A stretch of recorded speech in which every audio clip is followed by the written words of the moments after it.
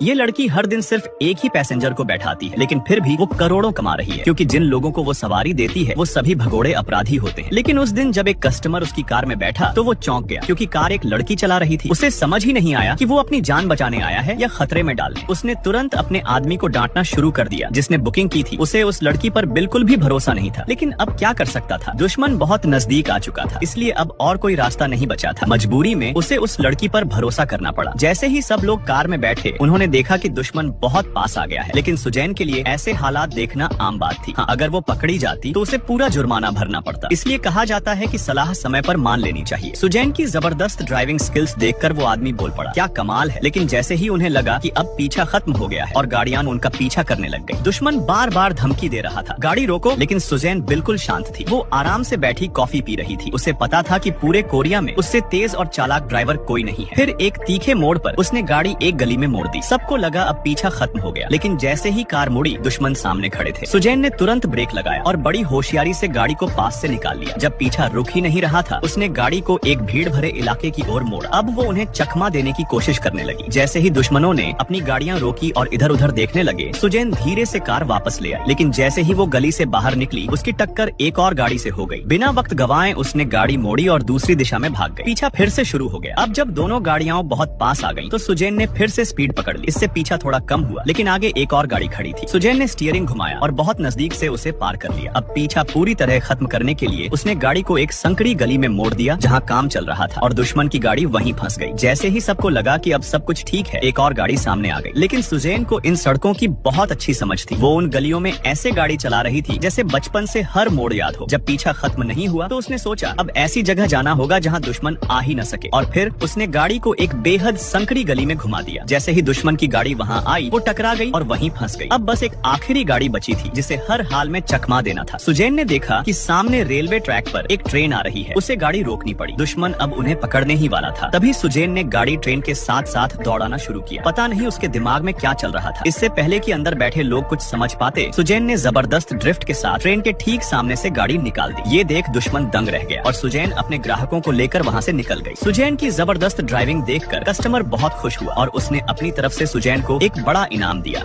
और फिर video like करने पर पार्ट 2